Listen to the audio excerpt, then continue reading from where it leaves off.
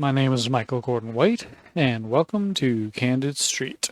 In this video, I'm going to continue on with my talks about locations when it comes to shooting street photography. Only 2 more to go after this one. Or at least these videos are about the way that I approach locations when out shooting street. And for me, it's all about going to places downtown in my city that provide the best access to finding a variety of people to photograph. That's it. I set myself up for success. People, that's what I want to photograph all day and every day. These locations are so important to me. So every time I go out, I ask myself, where am I going to have the best luck at finding lots of people? And for this video, it's going to be all about a location that I call the tourist trap. But first, really quick before I get into it, I want to say thank you to everyone that has subscribed to my channel. I really appreciate it. It's a great start. It's a very slow start and rather confusing, to be honest, but that won't stop me. And this isn't me complaining in any way. Otherwise, I'd just quit, right? That's not my style. I feel I have something of value to share here, and I will continue to pour everything I am into this pursuit.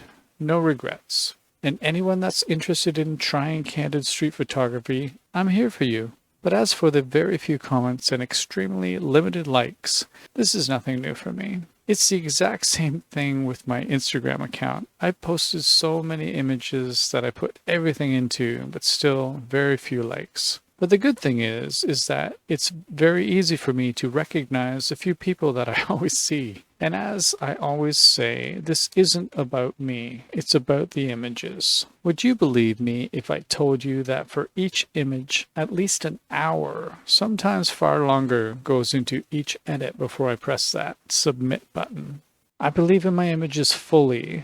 They're me, they're everything I am, and how I see the world.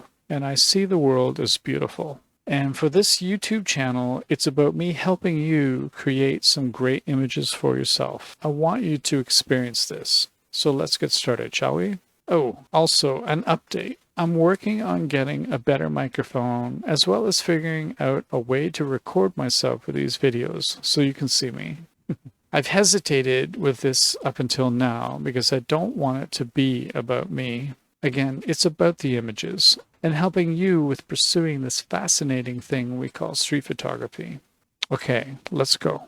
The tourist trap. This is an interesting location for me. This is somewhat self-explanatory. Every city has typical locations that have something of interest that people traveling know of. It's where they go to get what I call the postcard shot.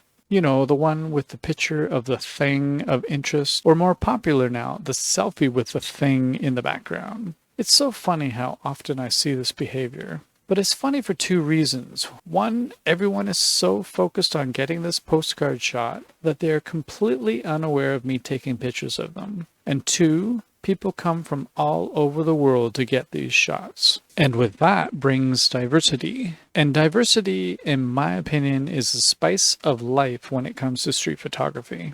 I think that should be completely obvious if you've seen my work.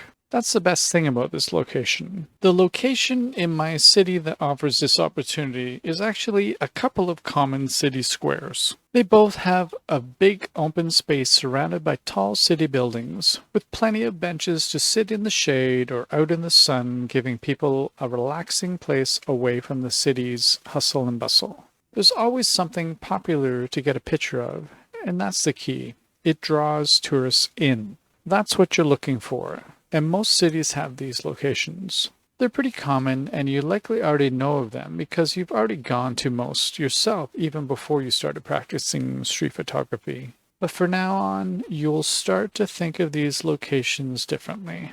How I see it is this: I couldn't care less about the scenery. I'm only interested in the people it attracts. I've had some success getting interesting shots, and I recognize the potential. One other thing that I like about these locations, or at least the ones I often go to, is that they offer some variety from the common street shot of people adjacent to an actual city street. It has a different vibe about it. People go there to relax and to some degree get away from the city. They're not going from A to B in a hurry or stuck at a traffic light. Mostly I find tourists, obviously, but as I've gone to these locations so many times, I've noticed many people going there to meet for lunch or just soak up the sun. But there are also a lot of people out people watching, as well as many other street photographers. So it's a completely different dynamic for me while shooting in this location. And I'm completely aware of the change as soon as I enter these locations. I go into great detail in my book in the section called Techniques, but for now I'll just say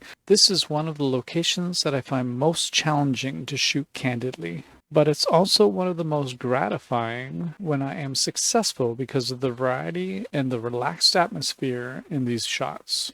As part of my city route that I've talked about in previous videos, these city squares are locations that I will go to each time I go out. But the success depends on the activity I find. Sometimes there's nothing happening, with only a few groups of people. That's when I will not even shoot. I just go in, check it out to see what's happening, and if nothing, I move on. Sometimes though, especially on a weekend, there are so many people around that I don't even know where to begin. That's the best time. As I've explained, my style of photography revolves around people, and the more of them, the better. There are reasons behind this, which I'll explain later, but let me just say that I love a crowd. This is just a different kind of crowd than what I find elsewhere in the city. It all comes back to the people observing practice that I've explained about before. This location is definitely one of the best for doing this. So when you're out making pictures in your city, add the tourist trap to your list of locations to try. You might be very surprised at what you find. Well, that's it for now. I do hope you found this helpful. And if so, please give it a like, please subscribe. And as for turning on notifications, I'm not sure if you've noticed this, but for now, Sunday at 1 p.m., you will always see a new video. Okay, so thanks again for watching, and we will see you again on Candid Street. Don't worry about the comments, and don't worry about the likes, as I said in the beginning. It's all good. I believe in what I do. I believe in me. There's peace in that. And as I always say, please be safe and take care. Oh, and one more thing. Enjoy the song.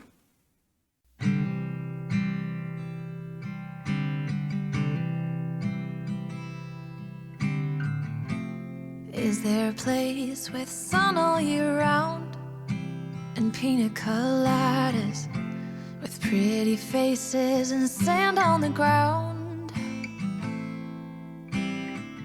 I want to stop this ongoing train before I lose my mind and go insane.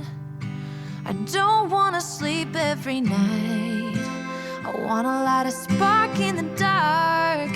I don't want to say I'm okay, living the same every day. Come run beside me, let's take off. Let's leave this place for another place.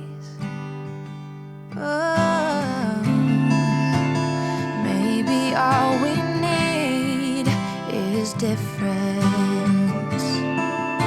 It's hard at this speed.